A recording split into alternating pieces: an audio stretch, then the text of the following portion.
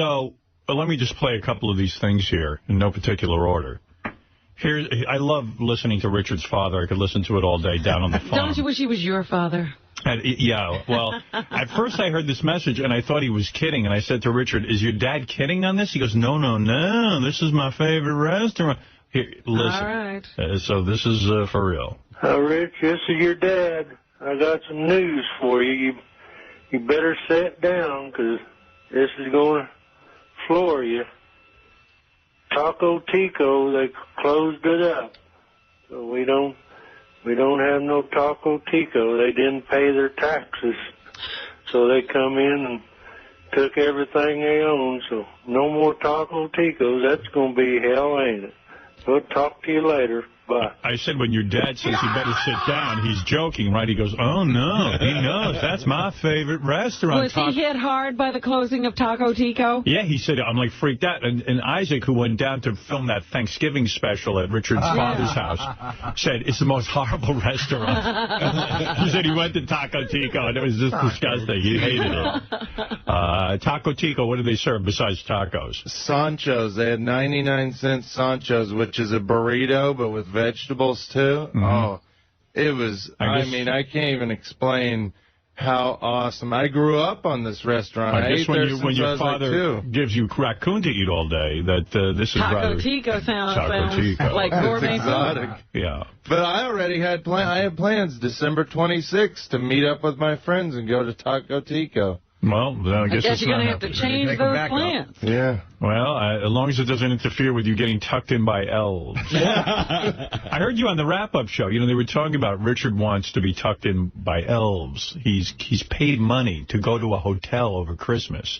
And act like a kid. Yeah. And someone asked you and said, did you realize that, or do the people who play the elves realize that you're adults?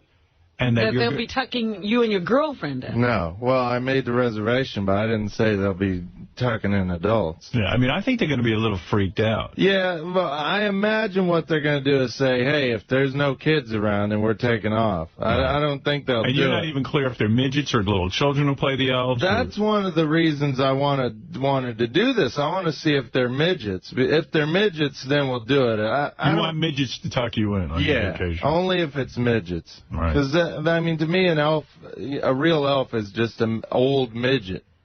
Like a real elf is hundreds of, in the movie Elf, Artie, the elves are hundreds of years old. I've never seen the movie Elf, Richard. But they're not elves, they're midgets. I don't even know what's going on here. I heard this rap. He wants male midgets to tuck him in at night. Male? Yeah. Male, because he wants elves. Well, in the movies, they're usually always male. There's a few female, like I was saying on the wrap-up show, the woman from Poltergeist, like she would be a perfect elf. Somebody like that. Right. Well, or somebody like Billy Barty. If Billy Barty showed up to tuck us in, that would be cool. And the midgets have to read him bedtime stories. What's going on is he's taking a trip over Christmas. I know. He booked into the hotel, and part of the services for your young children is they'll have the elves come in and tuck your kids in and read them the story. Howard, I can't Which is creepy in and of itself. Yeah, and Richard now signed up for this, and not even as a bit, because it's not like we knew about it. Yeah. It's not for camera or anything. He just wants this. He really wants to lay in a bed and have this uncomfortable situation where elves come in and then see two adults and they have to be tucked in and read to. I mean, like, why would you want to torture yourself with that? But don't you like to hear Christmas stories and things like that? No, I'm an adult. I'm an adult. Yeah, but I just love that kind of stuff. I love the holiday. I'm, what am I, 33? That's for kids. At this point, you should be reading this to your children. Right. You should. But a lot of things are for kids. Like, kids play chess, but you enjoy chess.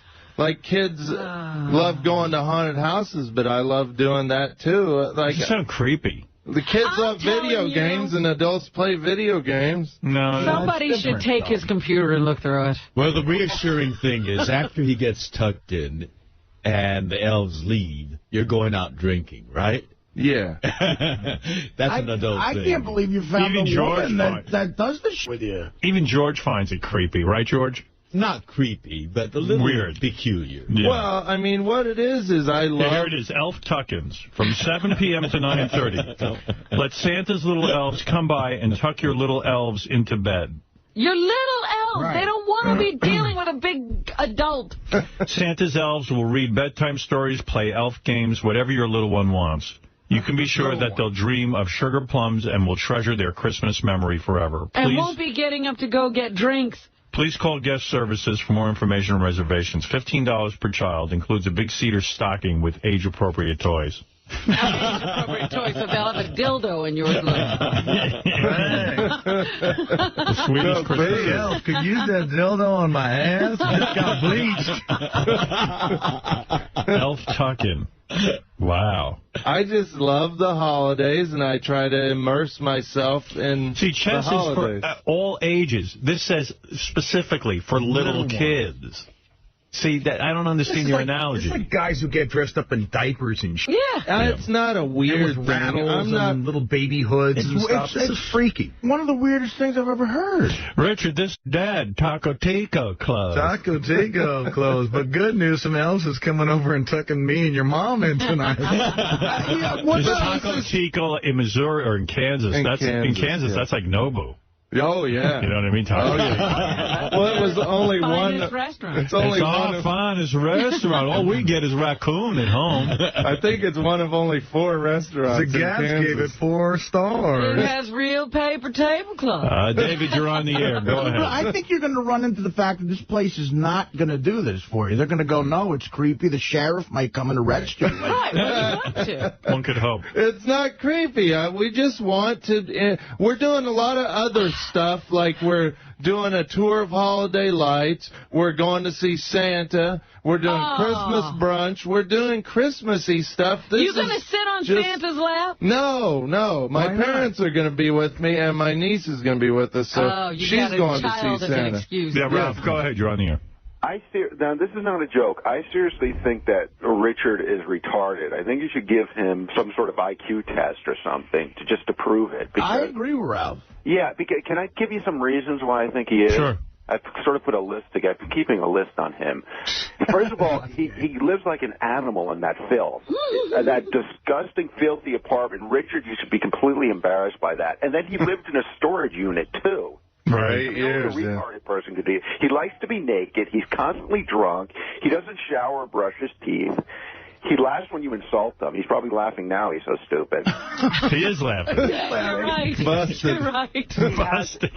Like Rain Man, he has the ability to hyper-focus on one thing. You don't like Richard, do you? No, I love Richard, but he just drives me nuts. Cause he's No, you don't love Why Richard. do you think he doesn't like him? No, I do. Because I talked to Ralph in private, and he's just so disgusted by Richard that I am disgusted. I feel like you just don't even like the guy. He's pasty white and blonde. Well, that I can't help. But that's retards are like that. Now, but retards like being naked. Only retarded people can stay in. You can stay in your own your pants and you don't care. Hey, you should be one talking about staying in your own. You shit the bed. I've never done that. Because I was coked up. Are you? You're drunk. not retarded, are you? I don't think so, but Did you go to school on a short yellow bus? No, I did fine. I made it through high school. I know that Europe is a continent, not a country. I'm just, what it boils down to, life is so short.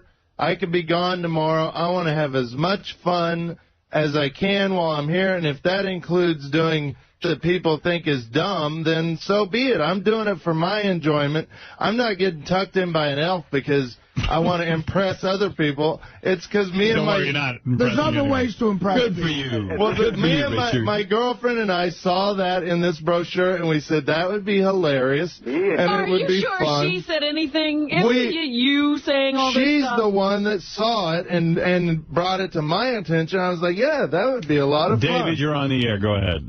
Hey, Howard, how's it going, buddy? All right. Yesterday on the wrap-up show, I wanted to speak about gayness. Sal wants to put his pouch in Richard's ass. Oh, yeah, I heard. I'm going to play that Wait right a now. minute. I'm going to play that right now. Now, this really took me by surprise. You know, when Sal refers to his pouch, he means his foreskin, okay? So someone... That's literally putting his dick. Well, listen to this. This was shocking. And I talked to Richard about this. Richard goes, I don't think I'd do this, but if it's funny, I would do it. Well, it'll be funny, Richard. Listen to this. Listen to this. I'll play the whole clip. So, would you stick your pouch in Richard's ass just for the laugh?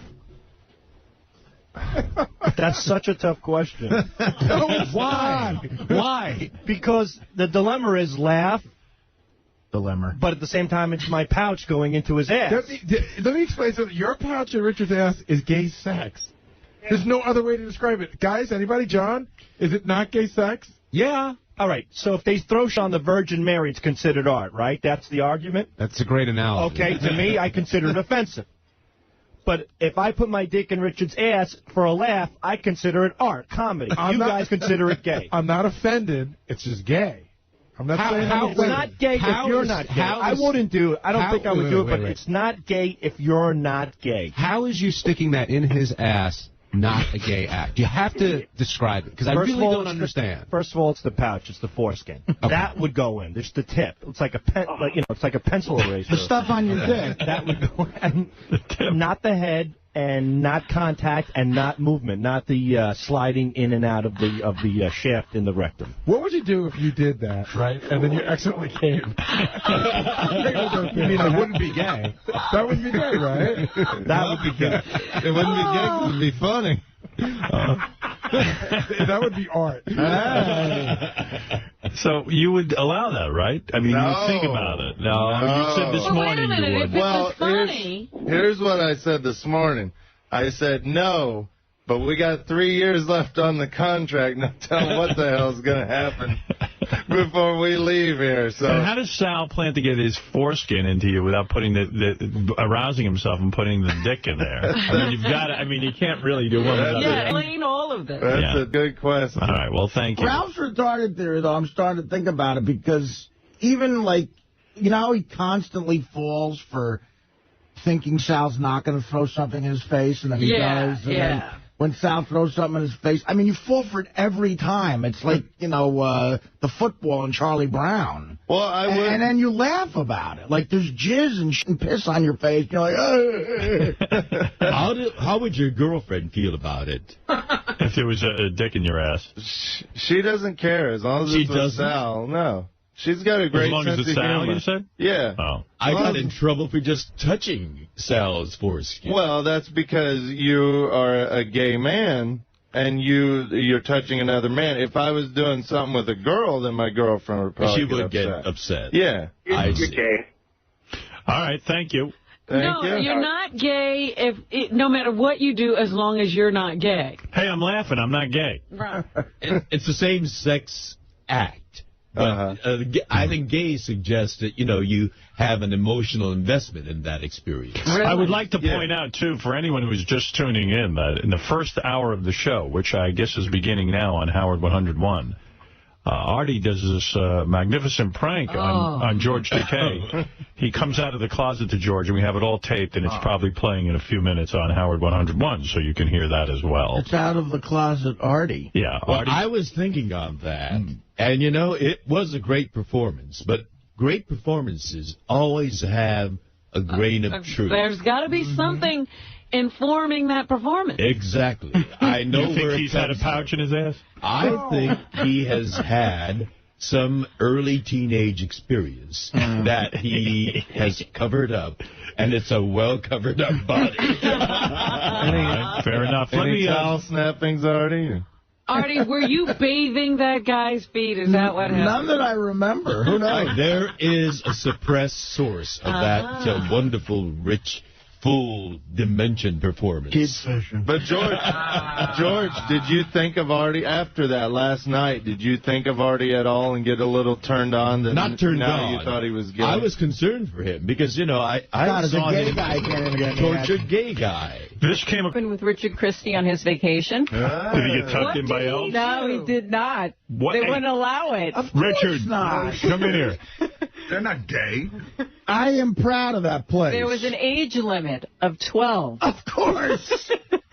Richard said, what about 33? They said, no way.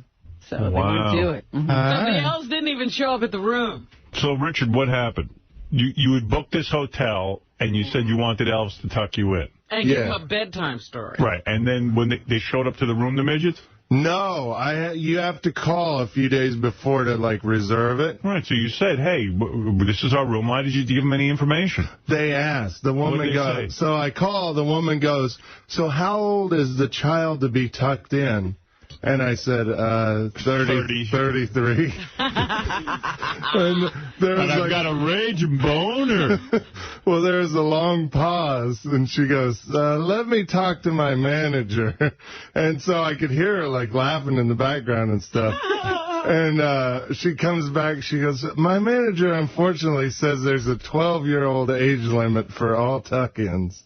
Well, you didn't tell him you were going to be in bed with your girlfriend? No. But didn't you find out that the elves aren't even midgets? Yeah, they're like 20-year-old girls. Oh, no wonder they wouldn't let you. They thought I was some perv or something, I think. But, yeah, my main thing is I wanted to find out what the elves look like, and I did get to see them. I saw them out wandering around the complex. But Richard, you knew they were human beings, the elves, right? Yeah. They would look like human beings. What do you mean you want to see the elves? He wanted midgets. He wanted midgets dressed in elf costumes. Then they would look like midgets. You've seen midgets? Would you think there's this race of elves or something? Well, when they have Christmas movies, it's midgets. When you say to Richard, everything out of your mouth sounds dumb, would this be one of them? This is a shining example. Because, in other words, the people who show up to his room are just people. They're people. They're not elves like people. Do you realize how weird that sounds when you wanted to see what the elves look like? But I'll have an easier time suspending disbelief if it's a midget, because in movies midgets play elves. I don't know. I gotta agree with Artie. You do sound like an idiot. I know. I'm sorry. You do. I mean, the whole premise was insane. And then what? So were you disappointed then? Did that ruin the whole trip? Yeah, I mean, what did you do that night since you weren't going to be tucked in? Were you forced to have sex? Well, no, my parents were in the cabin, so we didn't do anything naughty. You're kidding? Your parents came with you? Yeah, we had a great time. Yeah. You know how I told you, Richard's from Kansas, and, he grew up pretty poor. And like the big thing for them out there was this Taco Tico. Right, that was their favorite restaurant. Yeah, and Taco Tico closed down recently, and Richard's dad left him a voicemail saying, you better sit down, I got bad news, there's no more Taco Tico. Meanwhile, Richard doesn't even live in Kansas anymore. Right, he's not been going to the Taco Tico. So listen, this is from Richard's father. This is the latest one. Rich, this is your dad. I think we found another Taco Tico. It's in Pittsburgh. Now, of course he found another Taco Tico. It's a chain, but who has the heart to tell him? You know what I mean? They don't have the internet, though. They don't know that. All right, wait. Rich, this is your dad. I think we found another Taco Tico. It's in Pittsburgh. Pittsburgh, Kansas. So maybe she called down there and talked to him, so maybe we got another Taco Tico round anyway. Give us a call when you can.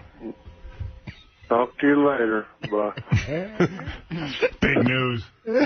So we made the 35 to 40 mile trip to go to Taco Tico. Imagine going 40 miles to a Taco Tico. It's in a gas station. Oh my in God! Pittsburgh, Kansas. And when you got there, was your dad? And that's living. Was your dad upset that it was in a gas station, or you just didn't even care? No, the only thing we cared about, as long as they had Sanchos, that's our favorite thing. That's like a family tradition. We get the 99-cent Sanchos when they're on sale. And so we got like 4 bags of Sanchos. Nice. They had to take extra long to make them because they didn't have that many Sanchos like back there. Do they even have seating at the gas station? No. It's just like one guy at a little booth. You could sit on one of the pumps. Thank God we came all the way to get Taco Tico. Good news, we found another Burger King. We just loaded up on Sancho's. Oh, and I got to thank the guy, too. A fan sent me some Taco Tico here at the station. But he didn't think to put ice or dry ice in the package. And I think it took about 5 days to get here. I opened it up and it was like rotten. Would you eat any Taco Tico that came to the I wouldn't get it fresh anymore. Yeah, listen. You should have put it next to the ham that you got that gave everyone ptomaine. Really? Hey, nobody got sick? Did you hear about anybody getting sick from that? I really threw it out. All right, Richard, I appreciate it. Thank you. Happy New Year. Happy New Year. Anything else, Lisa? Yeah. It's fascinating to me. Your girlfriend, she tolerates all this? Oh, she loves it. She went to Taco Tico. Yeah. Well, she tried it. I don't think she liked it too much. She goes, you must have to grow up with it, and that's kind of true. How much of this do you think she'll be able to take? I don't know. She is really going for it. She went to your parents' house? Uh-huh. Did you guys go hunting? Did you serve a raccoon? And deer sticks. Yeah? She wouldn't eat it, no. Yeah. Well, yeah, no, she did try a deer stick, actually, and she liked it. Yeah. But she's a little nervous about a lot of that kind of stuff. Yeah, like your parents and everything. Yeah. She was afraid there was going to be snakes in our house. She's deathly afraid of snakes, so... Was she kind of blown out by the house because it's kind of like a chicken coop? Yeah, she was like, she just shook her head when she saw the house. Right. God, like a house of horrors. Yeah. Oh, my goodness. It's like crazier than she could have imagined. Richard, this is your dad. Sorry, we accidentally shot your girlfriend and ate her feet. Smoked her. It must be like Texas Chainsaw Massacre to her. We sold her legs to the black people. We heard they eat white girls. But, I mean, hey, look, she must be the one for you, man. Oh, she's awesome. That's great. I think any time now she's going to wake up. No, we had a magic. What was that note? It was a magical Christmas. You refused to spend New Year's Eve with your girlfriend? Why is that? I didn't refuse to. I just didn't want... She went to Jersey. Steve, the intern, at a party. I just didn't feel like going to Jersey. Yeah. I just stayed home and drank by myself. Jeez. Why didn't you go to the party? Because Jersey, I don't like riding the subway and stuff, and it's always a hassle getting back. I figured there'd be a lot of crazy people out, so. Yeah, but you stayed home by yourself while your girlfriend went to a party? Yeah. So it was okay for your girlfriend to be on the subway alone on that crazy No, ride? she was with friends. So I don't know. I'm kind of... Fascinating. I don't like going out of town. Like he went all the way that way to get tucked in by Elves, but he didn't want to go to Jersey. Right. Thank you. He goes home and Jersey's too dangerous. I love how you have one of those weird girlfriends who's afraid of snakes. She's weird. Yeah. And he's afraid of Jersey. Who is definitely afraid of snakes? She's afraid of being eaten by a tiger. Well, if you grow up in Kansas, you're not afraid of snakes. I'm sure African people aren't afraid of tigers. Yes, they are. Oh, of course they would be, because they don't come from Africa. Right, and the Indians are too. Why do you think they made spears? All right, thank you, Richard. Thank you. At least anything else in the news? Yes. Richard Christie yelled at a kid in the movie theater last week. What movie was he seeing? Hey, Richard, come in quick, because I also wanted to ask you about, there was something you did that I wanted to ask you about. Oh, yeah. Richard, well, first of all, why did you yell at the kid in the movie theater? What was going on there? Oh, my God. So me and John Hine and J.D. went to see Transformers. How is it, by the way? It's good. It's a little too much by the end, though. It's just tons and tons of robots fighting, which is cool, but by the end you're kind of desensitized to it. But, okay, so this guy brings these two kids. They're like, gotta be 3 or 4 years old apiece. Too young. Movie. Yeah, way too young for explosions and stuff. First off, the little girl's crying like 5 minutes into the movie. Yeah, they're scared. And so then to calm her down, he lets her run up and down the stairs in the movie theater. He doesn't take her out of there. He just... No, he lets her, like, run loose like an animal. No rules, yeah. No rules. So I just got fed up. About an hour and a half into it, I yelled, "Get that kid out of here. Get the hell out of here." And the guy finally started taking everybody out. Yeah. And I was like, "Shut that kid up." And I could tell everybody in the movie theater was like happy. Yeah. Good for you. I was just fed up, though. Real quick, because I don't want to run out of time. You went to Atlantic City. Yeah, we did a gig with Killers of Comedy on July 4th. You brought your girlfriend, and you guys had a room. And how did Beetlejuice end up in your room? Listen, he was passed out. This is weird. Would you do this? Let me ask you something. All right. So he's there with his girlfriend. They're drinking heavily. I guess they decide to party in their room, but who shows up? Yeah. Beetlejuice is in the room with them. Oh. He's the only guest. So he's sitting there. That's a party. They order a pizza. Richard and his girlfriend pass out unconscious, because they're drinking so much. And we were tired. They were tired. They were exhausted. So they But they do drink a lot. Yeah. Yeah. Well, you do. I don't know if your girlfriend does. Not as much as me. Who can keep up with him? She kind of watches me when I drink. It's the days of wine and roses, let's face it. So he wakes up the next morning, and the pizza's there. The pizza box is there. Beetlejuice is gone. And, would you fall asleep in a room with Beetlejuice in there? No, I could never do that. Wouldn't you be nervous? Absolutely. Artie had the greatest comparison. What did you say? It's like falling... No, it's like falling asleep in the room knowing, a huge spider's there or something. An iguana got in. No, I can't go to bed. And plus, how could you sleep with a full pizza there? No, the pizza got there after we passed out. So Beetle accepted the pizza. And paid for it, I guess, yeah. Gee. You mean somehow while you were unconscious, Beetle managed to get a pizza into the room, somehow pay for it, and did he eat the whole pizza? Well, we went over. We saw the pizza box. I was like, "Oh, the pizza must have came last night. What a waste!" And I go over and I open the box, and almost the whole thing is gone. Beetle ate almost the whole pizza himself. He sat there with you two sleeping and ate a whole pizza. He ordered it himself? No, we ordered it, but then we fell asleep. I wonder if he's in your room and stuff. So where did he go? Did you ever find out? Where did he go? No, we never. He just disappeared. And you never saw him the next day? The next day, it was funny, too, because we wake up, around 10 o'clock in the morning, and we open the door. There was no knock or anything. We opened the door to leave, and Beetle just standing at our door. So maybe he stood there all night. He might have stood there like a cat or something. But got locked out and didn't know where to go. What could have happened? Beetle might have left the room for a second and couldn't get back in, and he just stood there. Right. Oh, my goodness. What a shame. Yeah. You should ask Richard about, he took a Greyhound bus down there for $31, and then he had all these disgusting things happen on the way back, and I explained to him that's what you get for $31. No, but what he took was the old lady bus. In Brooklyn, you can get a bus to Atlantic City. They want to get the old ladies to play the slot machines. Bring them there for the gambling. And they give you money, too, to gamble. How much do they give? Do they give you money? $10. It's $31 round trip, and they give you $20 back when you get to AC. Yeah, so it's basically an $11 round trip bus ride to Atlantic City. But what kind of shit on that? Oh, my God, the people that ride this thing. Well, you're one of them. Well, I'm one of them, yeah. I shouldn't talk, but, I always said, the next survivor, they should just put people on a Greyhound bus and send them across the country. What did people do? What were people doing? Well, first off, I'm in line waiting for the bus, and I get stuck with this old man with the worst breath in the world with no teeth talking to me about That's you in 10 years, yeah. But go ahead, yeah.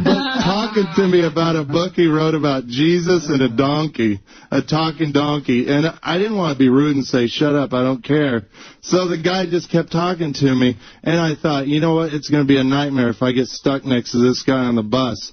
Of course, me and my girlfriend are the last two people to get on the bus. We don't get to sit together, and I get stuck next to this guy. Why don't you ask him to move? Well, I didn't want to be rude, so I acted like I fell asleep while he was talking. And so he started talking to the guy next to him. That's not rude? Well, I just was like, I act like I dozed off. So then, before the bus even takes off, all this has happened. And this old lady comes vomiting down the aisle to the bathroom. I hear this, coming towards me. I hear... Oh, people are gross. And it's a lady vomiting into her hands. Oh, my God. Would you plan to go to Atlantic City if you were feeling that bad? No. Makes you feel better. Oh, my goodness. Well, this was on the way back. She might have got sick there or something. Yeah. But, so, of course, I'm sitting right next to the bathroom. She's in the bathroom for 10 minutes puking, and I can totally hear it trying to eat my breakfast. Oh, God. And all I hear is... And you're able really eat a breakfast through that? Yeah, I managed. Did you and your girlfriend have sex in front of Beetlejuice? No. Hey, you know what else I have to ask you about? While we were on vacation, Joey Boots was on the Superfan Roundtable. Yeah, I heard about this. He made out with you one time? What we did is touch tongues. We touched the end of our tongues together. What was that? How did that happen? Just being idiots in front of people. I think somebody probably dared it. I actually don't remember, but I'm sure it probably happened. You made out with him, dude. No, we touched I tongues. remember it, though. All right, let's listen to this. Joey Boots, as you remember, came out of the closet for the first time in his life. Just before we left. Just before we left. Yeah, a lot of people feel that you would do anything for the show. I mean, Richard's not gay. He licks balls for the show. A lot of people feel that you're, like, in that same mindset that you would do anything for the show. Drunk. See that? We posted pictures on SFN. We were drunk one night. It was at a comedy show. We just touched tongues a little bit. Was there any kind of caressing with the hands or Yeah, a anything? little bit on the shoulders. Like each of us had each other's shoulders. Nothing below the waist? And we just twirled our tongues around together a little bit. Who started? Who initiated? Like, who leaned in first? I think I did, but he sat there with an inviting mouth and he opened it. I went in first. And then you know what? Even your girlfriend told JD that she's worried you might be bisexual. And when your girlfriend has to worry about that, do you know there's something up? We joke around about that. She ain't worried. There's nothing to worry why would you make out with Joey Boots? Don't worry. Well, you don't have to worry. I mean, like, Yes, yeah, he like does. George He has said, to worry. it wouldn't be a bad thing. Yeah, I mean, if you enjoy it. No one's saying that, so why are you saying no then? No, but that's what I'm saying. I'm open to that. If I was into it, I would say, hey, I'm a gay guy. I like kissing guys. Or bi. Maybe you're confused. No, there's nothing to be confused about. There's some people that are pansexual, and maybe you are. Why would you kiss? I think he'd do it with a penis. Why would you tongue Joey Boots under any circumstance? Just for a goof. You know? Yeah. Well, who was laughing? Well, that's the way gay guys first rationalize it. Yeah, of course. I don't know. You talk about gay. Sal comes to us in the hall and he goes, you know, in honor of George, I'd like to play a new game. I want to come in and show George my penis. Still don't know what Rocklahoma is. Richard Christie went out to this event. Remember when Dee Snider was in here, he said he does this event. It's in Oklahoma. It's called Rocklahoma. And they get together like every 80s band. Like it's a once-a-year event, right, Rocklahoma? Yeah, this was the first one. It's like, it's nothing but 80s hair bands like Poison, Winger, Quiet Riot, Dokken, Rat, all that type of stuff. Like Richard flies out for that. He loves it. I love that stuff, yeah. So I said, you know, bring a tape recorder. Let's see what kind of tape you get. The fans are they're like almost as scary as like the Darth Nihilus Star Wars guys. You're kidding. Yeah, I mean, it just sounds like one of those events I could never relate to anybody. Well, the mix of that kind of music, and Oklahoma made for a really interesting crowd. Boy. Yeah, like, you know, like these guys speak a whole different language than I do. Is this America? They all actually sound like Jack Black. You know how Jack's like always into rock and stuff? Like he's so into rock, I want to rock. But you know he's kidding around. I mean, he's kind of goofing on it. It's But they're living serious, it. Yeah, well, I'll play you. Here's to give you a feel of what Rocklahoma is like. It'd be a nightmare if you went to this. What's up? What's up? What's your name? My name's Tony. I came prepared, dude. I brought like crazy big cute alcohol out here, man. It's insane. This guy's so Spicoli that Spicoli is like fascinated by him. I'm here to rock. What's your name, dude? Yeah. Yeah? What are you doing here today? Dude, I'm here to rock, just like every other red-blooded American person out here, man. I'm here to rock, too. Sweet. That rocks totally rocks. Are you ready to rock? Oh, I was born ready to rock, man. Like, it's not even funny. How do you rock? You just rock, dude. I mean, what do you mean, how do you rock? I mean, that's like, you just rock. But, I mean, explain what you do when you rock. Oh, you listen to really good rock music and you rock, dude. That's all there is to it. So you're here to rock? Oh, yeah, dude. Yeah, I'm all about Twisted Sister, you know, Queen's Riot, Quiet Riot, all them guys. Freaking awesome, dude. Are you, like, always rocking? Oh, you're right, man. I live to rock. That's it. Hey, I'm either rocking or riding, you know. I mean, it's like, but like, is there ever a time when you're not rocking? No, not really, dude.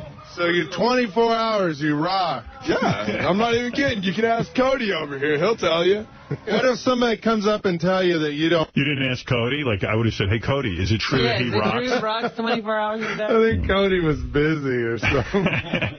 Cody. What was Cody splitting the atom? Cody was busy inventing. He was curing cancer. Oh, Rock, what are you doing? I'll punch him in the face and be like, dumbass, I do too, Rock. All right. I guess Cody was busy rocking, so he couldn't talk about this guy's rocking. It was a lot of fun, though. It's Ganji. I just wanted to fill you in on some of the traveling, because we shot this all for Howard TV, too. Oh, did you? Yeah, so I traveled with Richard to Rocklahoma. What's this guy look like? This dude is kind of a young kid, kind of a, like, full beard, though. Yeah. You know, like, it looked like he was in a dust bowl. It looked like he was, like, full of dust and dirt. And the best thing was he had on a white T-shirt, and he was having all the fans sign his T-shirt, like all the people at the concert. So I wrote on the back, I love cock, and I put an arrow pointer at that. And later on, like, we were filming him again. Some girls were signing it, so we went up to him, and one of the girls goes, why does it say I love cock on the back of his shirt? And he looks at it, and he's like, who the wrote that? And then I go, and then I said, well, why don't you change the C to an R, and it'll say I love rock? And he goes, great idea, dude. Hey, you're a genius. I love rock. So how long was he walking around with I love cock on his back? Probably an hour or so. George is like, what's wrong with that? Exactly. And Jim Florentine was there screwing with him, also the same guy. So Jim Florentine wrote, you know, do you want to blow me on his T-shirt? And then Jim spent an hour literally trying to convince the guy to blow him. Right. And the guy was like, dude, I don't want to blow you. Yeah, Jim. Where's that tape? Jim told the guy, we have it, but I didn't know, it's kind of more visual, but Jim told the guy, hey, I can get you backstage to meet Poison, but you got to blow me. And the guy was totally serious. He was like, dude, I'm not into that. Here's another dude. So I'm here with Kevin. How's it going, Kevin? What's up, man? Going good. Having a good time. Nice and hot. How much have you had to drink today? Me, I've drunk about, probably case of beer. I'm drunk. Nobody has grammar. There's no type of I drunk 20 cases of beer. I mean, we're not talking about the future leaders of the country here, I guess. No, but they are voters. That's scary. That ain't voting. Feeling good? Feel fine, man. Ready to rock. So what's the craziest thing you've ever done out in the country? Me? I like to camp out, and I go noodling all the time, man. I can dive under the water and catch catfish with my hands, man. That's pretty wild. Oh, yeah? Hell yeah. Hell yeah. Explain noodling to the audience. You go down, you dive in the water, and you go up underneath rocks and stuff, and you stick your hands back in holes during spawning season, and the fish will come up and they'll bite you, and you catch them with your hands. You catch some big fish, man. Me and my old man's caught some weighed 85 to 90 pounds noodling before. It's a lot of fun. Do you get face? I go joodling. I stick my hands in the bank and pull out juice. I have respect for him now. Screw that pole crap. Yeah, go down there and get the fish with your hands. You know, have you ever noodled? No, I haven't, but I have friends that did. I was always too scared because you can reach into these holes in the side of the river and grab these catfish, but you reach into muddy water and you can't see what's in there. There could be a snapping turtle in there. People have had their fingers bit off by snapping turtles. Yeah, only wusses have. There could be water moccasins, like poisonous snakes. There's all kinds of stuff in there. Well, let me hear some more. This is a real man's man. Can you go noodle? Fucking 85 to 90 pounds noodling before. It's a lot of fun. Do you get space when you go? Right, man, all the time. That's what it's all about, ain't it? So you're here to rock and roll and drink and get laid and all that fun stuff? Getting laid will be later on tonight, but right now I'm here to rock and roll, man, and drink some cold beer. Have you ever tried to, like, suck your own penis or anything crazy? Oh, yeah, you're mine, man. Hell no, I don't do that kind of shit, man. Meanwhile, that guy sounds just like Ned on... he does, Bubba's show. Yeah, I mean, that's what Bubba's looking for. It'd be funny if Richard had said, you ever suck your own penis, and all you heard was... This guy, he had his shirt off and his gut. Like, we saw the biggest beer guts ever at this thing. And that was the women. Well, actually, we saw But there any hot broads at this thing? I doubt it. Backstage, there were a few, because we went backstage to talk to some of the bands. There was a couple. That's why bands suck at things like this. There's probably like 5 good-looking women in the audience, and the band hauls them right in. You know what I mean? Save some for these guys. Oh, my God. The Strong Party Man has the most grotesque story. He was, years ago, he was at a biker festival out in, Colorado, and they had outdoor toilets. Yeah. And the back of each toilet were connected to each other. So he went in to use the toilet, and the one right in front of him opens, and he sees this woman just drop trow, this enormous woman with a fat ass, and just takes the biggest, loudest shit right in front of him. He's like, oh, my God. And then, Richard can't go anywhere without gay hijinks. So he gets up on stage. He's dressed. He's running around this Rocklahoma. What were you wearing? Like a red leather pants, like spandex leather pants, and a plastic type top, kind of like an '80s outfit that they got with for me. With a red hat, cowboy hat. Cowboy hat. I stuffed a soda bottle into my pants, and it looked like I had a big pecker. So he goes up on stage. He was allowed to introduce Enough's Enough. Was there?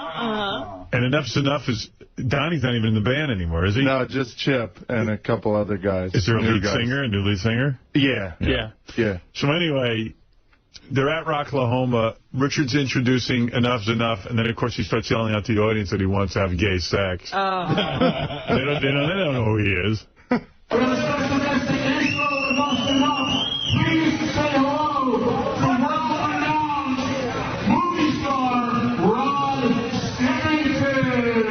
Yeah, he's introduced as... Oh, Rod Stiffington. He's not even himself. Well, there were other people. World-renowned movie star Rod Stiffington. I just wanted to try something different because there was a lot of other guys there introducing bands. So I was like, I'll go up and do something goofy. Hello, Rocklahoma!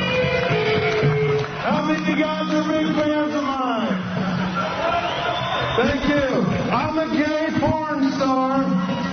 You might recognize me from such movies as Fistful of Man Meat, Sodom Party, and Dude, Where's My Penis? I'll tell you one thing, I'm packing about 14 inches of fun, and I'm ready to get crazy. So you guys want to rock and roll? I would like to welcome Howard Stern's favorite band, Enough's Enough!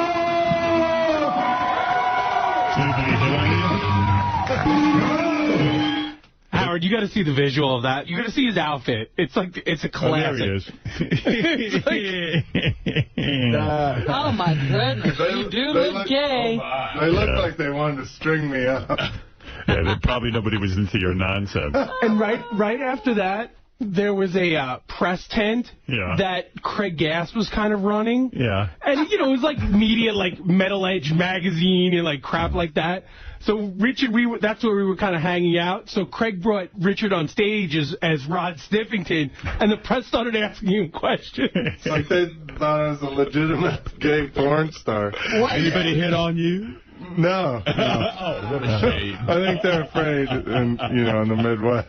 Well, there it is. That's Rocklahoma. Gives you an idea. It was fun. I had a blast. It sounds like it. Hey, Howard, can I really quickly just tell you what traveling with Richard is like? Sure. First of all, he's extremely afraid of flying, so we all know that. So he gets drunk on the plane. He gets hammered. He was doing shots at the bar before we got on the plane that were probably about 3 inches big of tequila.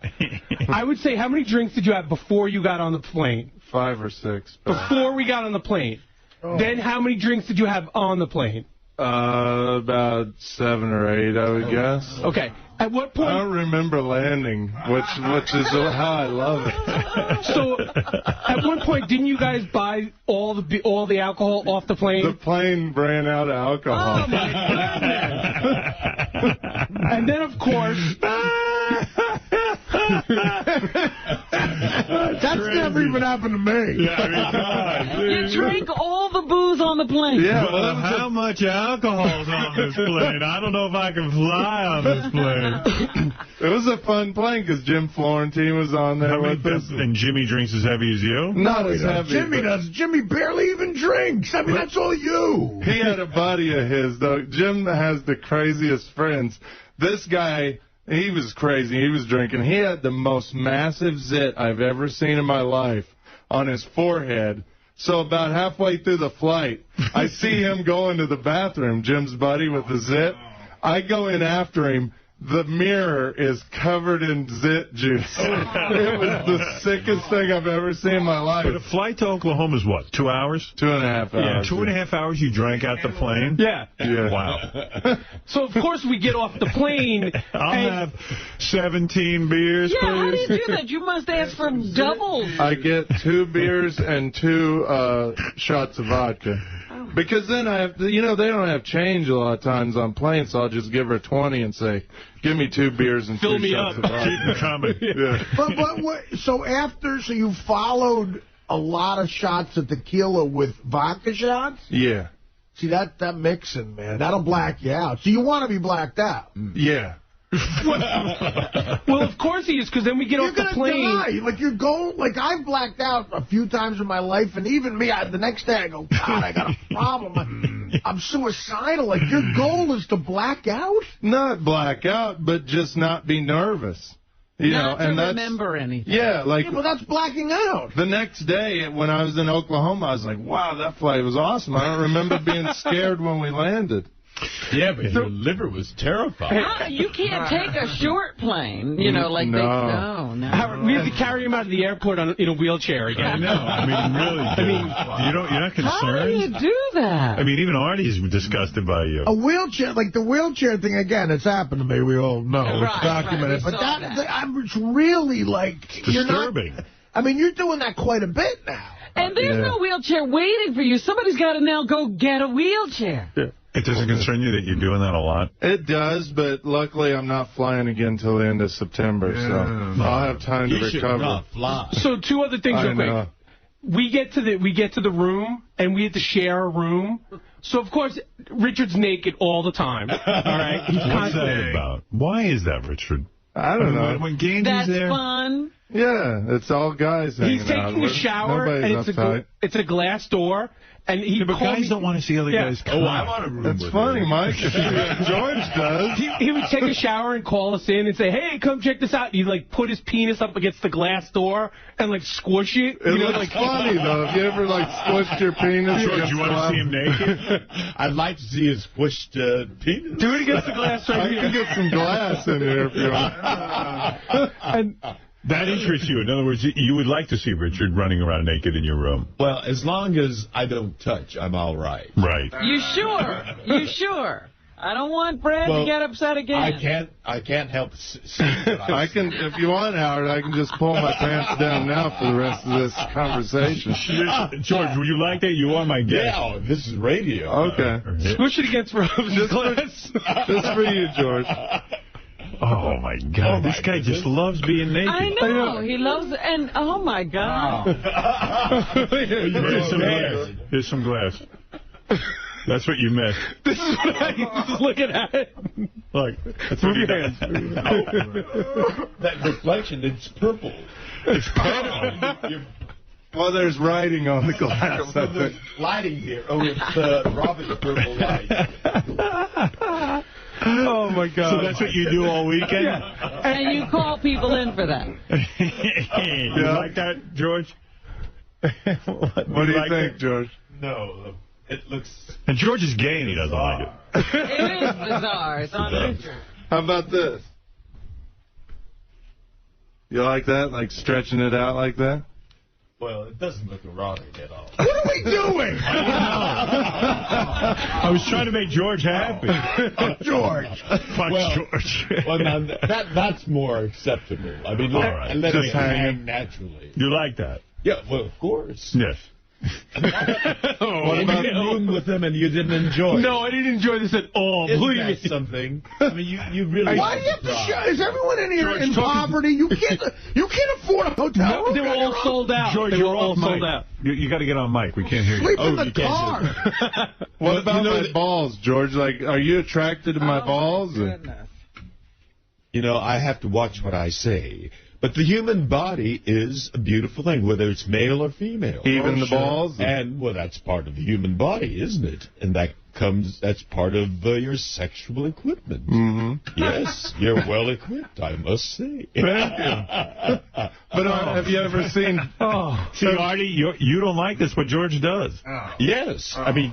Don't you? George I mean, sits through I can your appreciate oogly what you women, appreciate, What aesthetically. What did you just say? I didn't hear it. I can appreciate the female body as Artie appreciates, because it's an aesthetic thing. Right. Can't you appreciate Richard's penis as an aesthetic thing? The human body with all its contours and, Look just down. aesthetic You're looking at his face. proportion. Scale, yes, sir. Balance. Now, what about? Can I show George my butthole? Do you think? Can he rate that? George, you want to see it? That's all right. You don't want to see his butthole? I'm more interested in the front. Oh, God, what a sight. What about that? You're so free with your body. What do you think of that, George? That's part of the human body. You like it. All right, enough, Richard. This is what a weekend is like with Richard, really. Oh, really? He does that? Oh, yeah, it's just, He does that all week. He would take a crap and he'd call us in and say, come look at it. See, that would drive me right over the edge, man. I don't want a little too much. Well, I'm careful who I do that with. I know Mike's got a good sense of humor. If I was rooming with you, I'd know you're not, or Artie. I never do that with Artie. No, you wouldn't. All right, guys, thank you. It sounds like a wonderful Rocklahoma week. Can I tell you one more real quick thing? Yeah. So my flight back was, I even emailed this airline about this. I sat next to a lady. It's a small jet, a 32-passenger jet. Sat next to a lady that was over 300 pounds. She was literally spilling into my seat, and I couldn't move. I sat, scrunched up the whole flight. And I thought there was a rule that, they had to buy 2 seats, overweight people. That's true. I think there's a fine line, though. There's a certain, She still made it into the seat. Maybe she doesn't have to. But the thing is, I was drinking a bunch on the way back, too. 7 a.m. flight, by the way. 7 a.m. And he was drunk. And the lady couldn't get out of her chair, so I literally had to climb over her. I would climb over her to go use the bathroom. Like you said, I have to go to the bathroom, ma'am, excuse me, and she said, I can't get up. Yeah, I didn't ask her. I could just tell she was really uncomfortable in her seat. She was stuck. Yeah. And so I just would say, excuse me, and I'd climb over her. How many times did you get up to go to the bathroom? 5 or 6. Oh, yeah, because you're drinking like a fish. Well, very good. That sounds like a fun weekend. And by the way, as long as I have Richard here, I'll debut one of his new prank phone calls that he did with Sal. This is Sal and Richard as Jack and Rod. We get many requests here to interview different authors and things like that, and I never know what to do with them. We don't really have authors in here, but the Jack and Rod show, this woman was promoting a book about arthritis and how to cure arthritis and what to do about arthritis if you're living with arthritis. And these guys, they did the Jack and Rod show, and every time she tried to speak, they said, oh, I'm sorry, a band is setting up in here, and the band would cut her off. So here they are dicking with some lady. And we're back with a very special Jack and Rod show. And today we're addressing seniors and arthritis. And on the phone, author of Pain Was My Middle Name, Anita Lee Chun. Thank you. Hello, Anita. Tell us about arthritis. Well, right now I'm feeling great. This is the reason why I wrote the book. Hey, Larry. Hold on. I'm sorry, Anita. Anita? Yeah, what happened? That's Larry, the engineer. He's behind us setting up for the band Foghat. They're actually playing in this studio in about an hour. Yeah, all right. Let me ask you this, Anita, about the book. Which foods can cause flare-ups and are best avoided? Well, all the preservatives, the additives,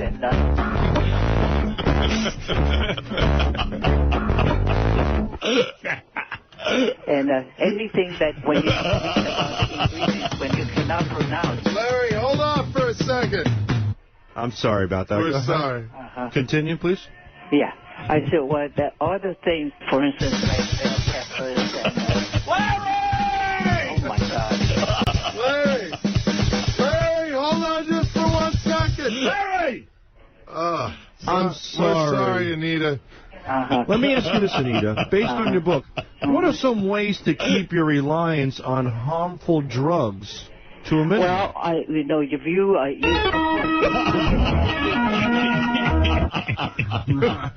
But however, if you do something, then you can be Now, what about health care costs concerning arthritis? Oh, health costs? Oh, yeah. Can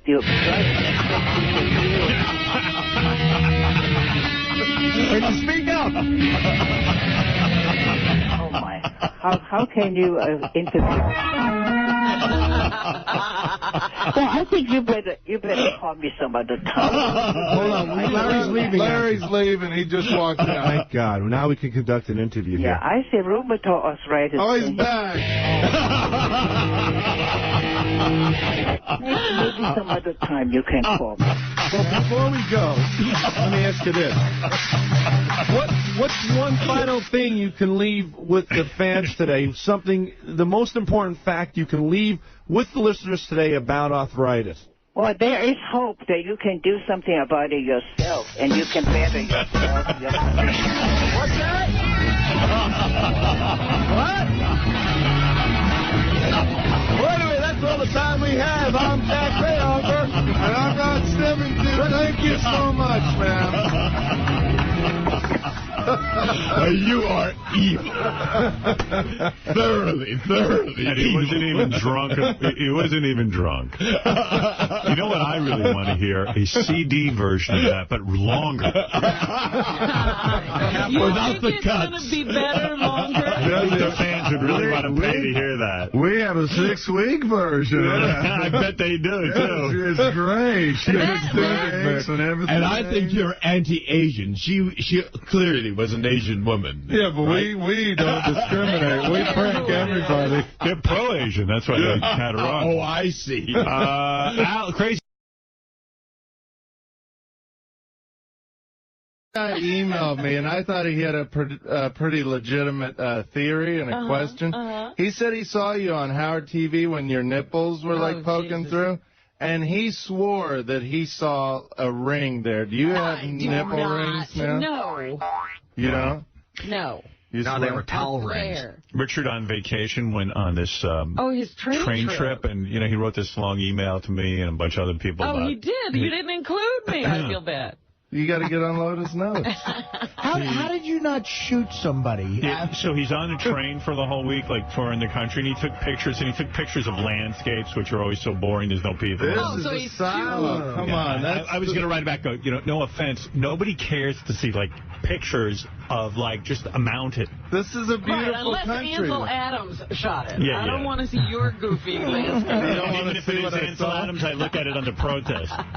So anyway... But he did take one funny video. He's sitting on the train. He goes, you know that guy who used to be on Beavis and Butthead, the cartoon character with the shaky dad who was always shaking? He goes, this is a guy. So Richard Richard takes out his video camera. And he's sitting on a train and he's videotaping this old dude who's just shaking. And the guy was talking to himself and sticking his tongue out. Oh, that principal. Great vacation. That principal character on Beavis and Butthead was so funny. Yeah, but you got to see this guy. He looks like him, and he's shaking on the train, and he's just staring out the window.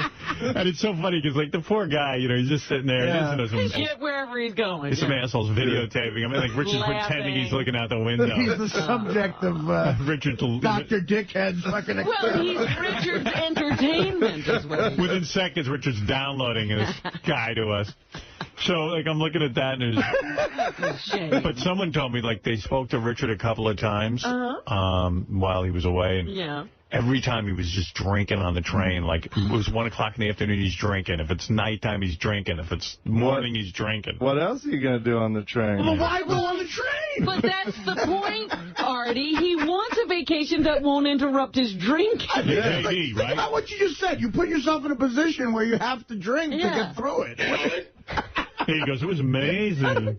Oh, yeah, he loved it because he was drunk the whole time. Did you hear that Richard and his girlfriend packed 2 suitcases with nothing but alcohol? Oh, my God. Yeah, they had these 2 giant suitcases. I was afraid the train would run out. Oh, we had champagne. We had pumpkin beer. We had wine. Beer? Yeah. How big were your suitcases? They're full size, like the roller ones that you take on an airplane. So you had a rolling bar? Yeah, because they don't have champagne on the train or wine. Well, they have wine, but we brought our own. Were you afraid that the train would run out? Was that because that would have made the whole trip miserable? Yeah, we were kind of worried about that because once in a while they'd shut the bar down for an hour so the guy could take a lunch, and we didn't want to have to deal with that. Right. So that's when you know you're a real alcoholic. What kind of wine does he drink? He's got to bring his own. We got it in California. It was like $2 a bottle. From a farm named Boone's. Comes in a carton. You can't wait for the guy's lunch break. You're an alcoholic, Artie. I mean, even you. I don't think I've ever been that bad. I really don't. You're packing suitcases of booze. Well, one of the reasons, too, is, a good drink for during the day and in the morning is champagne, and they didn't have champagne on the train. A good drink you have to have a morning drink. You have to have an appropriate drink. Mimosas. That's like the best morning drink you can have. Does your girlfriend ever go, we're drinking too much? I thought coffee was a good morning drink. We know we drink too much, but it was vacation. Are you worried that you're an alcoholic? No. I'm not worried, but I know I'm an alcoholic. I'm thrilled I'm an alcoholic. Yeah. I like it. I'm proud. Being an alcoholic. I like being an alcoholic. But why would you put yourself on a train where, like you said, what else is there to do? Why would you put yourself on a train where there is nothing else to do? Understand. He doesn't want to do anything but drink. Yeah. Well, drink at home then. Well, no. I mean, one of my favorite things, one of the reasons I wanted to do this is because I remember being on tour with the band, and we'd have a day off. I'd start drinking in the morning and just looking at scenery, and there's something beautiful about this. It's a beautiful country, and to have a drink and to sit there and look at this beautiful country at the mountains, there's something magical about it. What if you had to look at the beautiful country without a drink? Yeah, could you do it without the drink? It just wouldn't be as magical. It wouldn't be as beautiful. It'd be boring is what it would be. Exactly. Everything's funner when you drink for some reason. It's funner. It's funner. Oh, plus to get, you're like the typical alcoholic. Weren't you yelling at noisy kids on the train? Yeah. Oh, there was a lot of them. He's like a mean old... Mom, that drunken old man is yelling at us. Yeah. Go to Gary page 1. Yeah. Third column over, and the far bottom in purple. This is a baby crying. Crying babies seem to follow Richard and every column goes up. Trains, planes.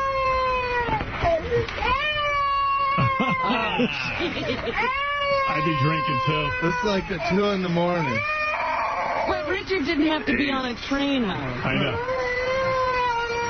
See, this woman's like probably a migrant worker. She's trying to get She was Hispanic, yeah.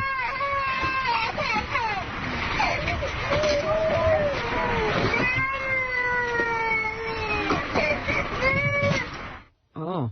Yeah, that's one of the reasons we drank, too, is to get through that kind of crap. Now, wait a minute. Where are you sleeping? In a chair?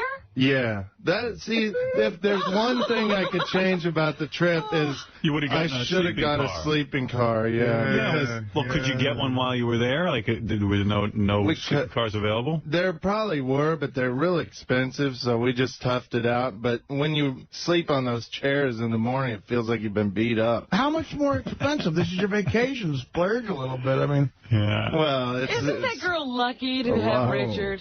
She doesn't care about that. She doesn't care about sleeping on a chair and drinking. by the end of the week, it was a little rough. So how many hours a day do you sit in the chair drinking, like on the train? Well, that's a great thing about the train is you can walk around like a little bit, and look at other chairs. Yeah. Well, they have a. Yeah, you can walk down that row. I mean, like over the vacation, I had to take a train up to Boston for work, and I took this Acela, which is a nice train and everything, and it's a comfortable way to travel for work, but I couldn't imagine just doing that for the fare. Like, I went to go make money.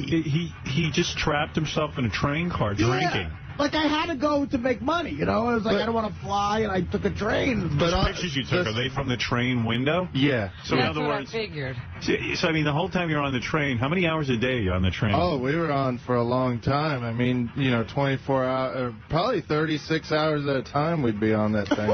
36 hours, and you're drinking, and you're sitting in that same chair, sleeping and doing everything in that chair, and you didn't bring any clothes, and just alcohol. And you got to go to the bathroom? I brought one pair of clothes, and I brought my Simpsons sleep pants, like these real comfortable pants I like. Yeah. And so we stayed in the same clothes pretty much. Well, we got off in college. The people who work on the train, like, do you stand on one train? Do they get to know you after a while? Yeah. Well, they switch off crews after about 12 hours or something. What about you? But any of the crews, like, come back on and then, like, see you again? Yeah, they know. Yeah. And they're like, hey, asshole, why don't you take a plane?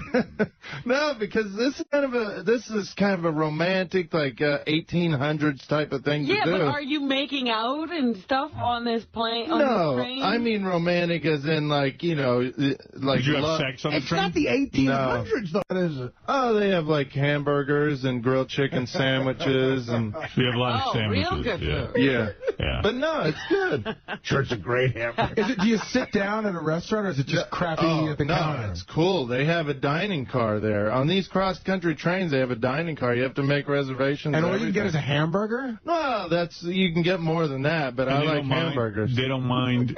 A drunken... They don't mind that you bring your own alcohol to dinner? No, that's the cool thing about these trains, is you can bring your own booze. Cool. Yeah. My point is, isn't he bobbing and weaving as he goes to the dining car? I mean, it sounds like it's up by now. Well, the thing is, it's hard to walk on a train anyway, but if you're walking and that train's moving around and you've had a few drinks, I fell into a few people's laps.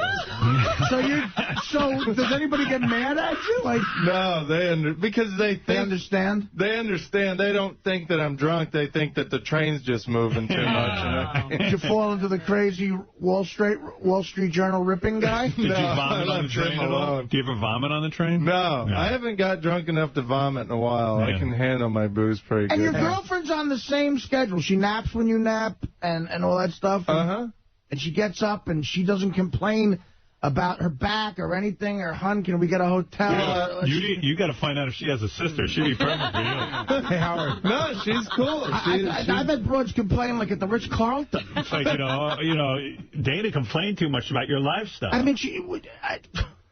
This is fascinating. This is fascinating. I mean, like Dana got upset to see you were doing blow and heroin. Well, my question to you is, why not just do drugs? I mean, you're drinking too much, you know. Like it's almost like drugs would be healthier. Drinking is going to kill you. See, in a weird way, it would be healthier. I've actually thought about maybe starting to smoke pot instead of drinking, but I just don't like pot, and I don't like the thought that it's illegal and I could get in trouble for it, you know.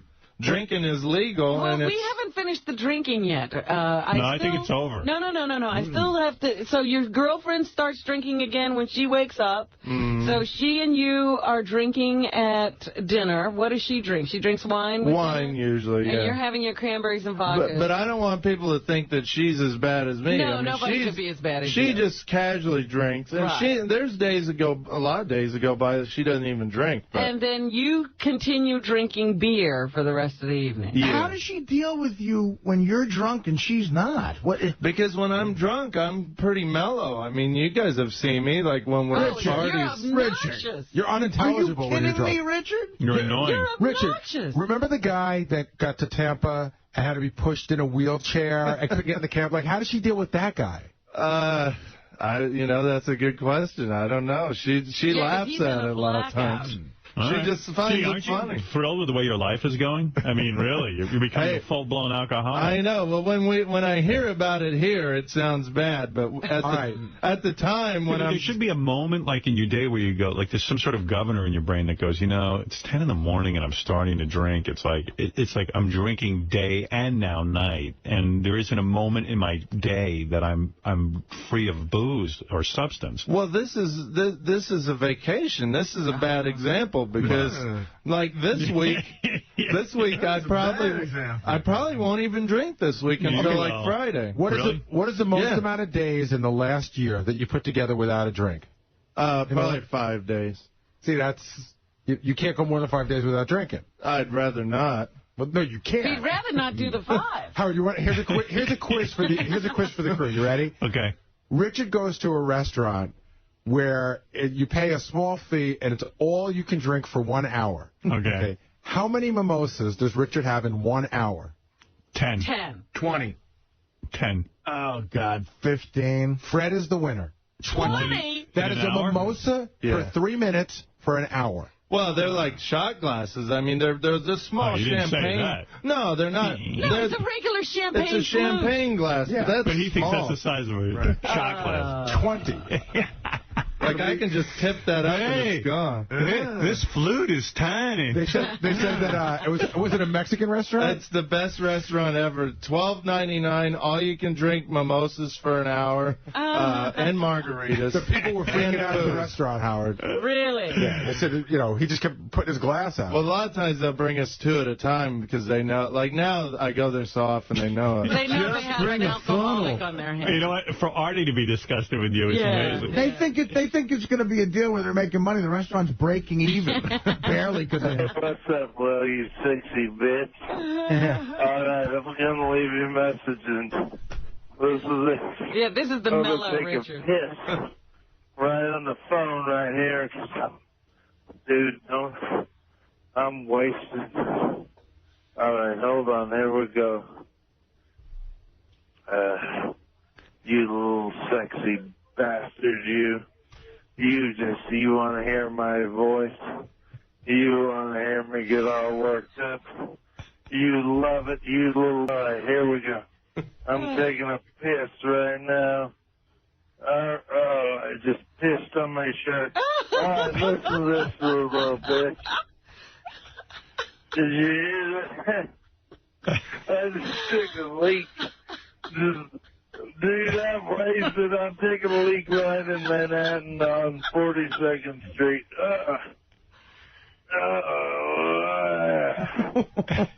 I'm laughing at Richard. Look, he loves it. You just want to hear me take a leak. Having fun that night. You love this stuff. You turned on my hot, sexy, hairless body.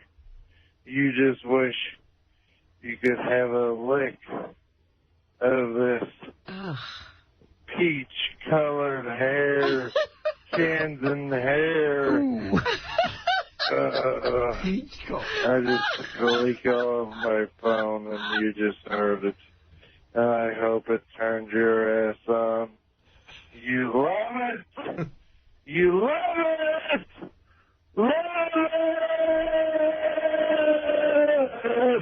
End of message. Wow. Why would Will be turned on by hearing you piss? Unless you're gay. Yeah, I don't know. Maybe I was thinking that Will, like, is in For Artie some to way be disgusted. attracted I mean, to me. Artie ordered 12 Jack and Cokes at a Yankees game, and he's disgusted with it. Jack and water.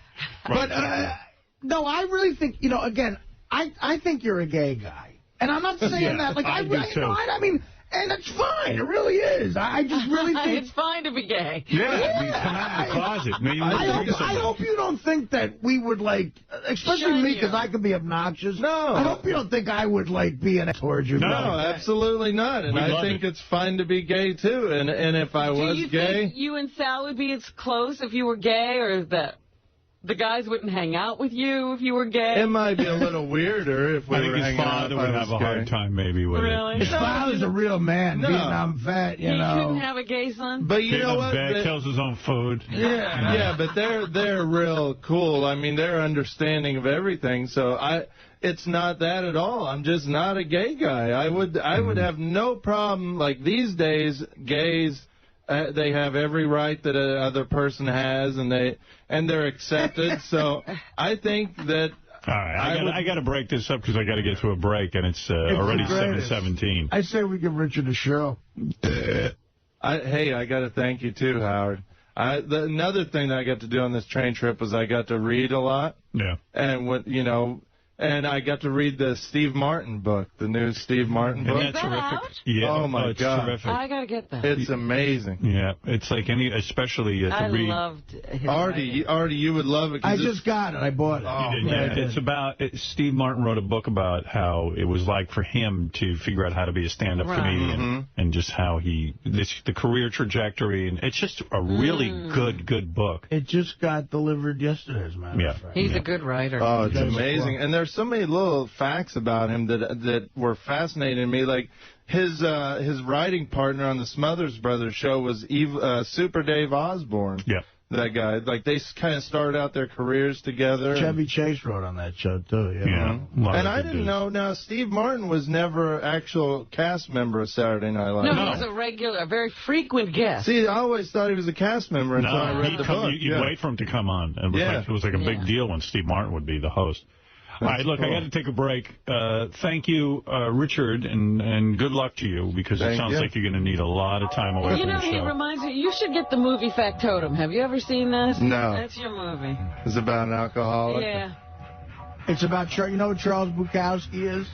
It sounds familiar. He's Yeah, there've been a few movies made about him. Barflies He was a about legendary him. drunk, yeah. Yeah, there's another one you ought to see, Leaving Las Vegas. That's a comedy. Well, if you see Barfly or Factotum, you'll get the gist. Yeah. All right, thank you. And a real quick thing. I gotta go. I know, I won't make this long at all. Now, I see why Too Gary... excited to tell you about his drinking. Gary can't get you out of the office. Go ahead, Gary. I plan, sometimes I plan our vacation stops around drinking, so we stopped in this town in Colorado, and so I could go sit at Doc Holliday's bar stool at this bar that he used to drink at. Didn't he die from drinking? Yeah. Yeah, okay. He's supposedly, the legend is he's buried under this bar stool, so it was real cool getting to, stop there Good for you. have a drink.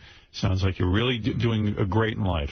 All right, thank you, Richard. We're going to take a break, and we'll be back right after these words.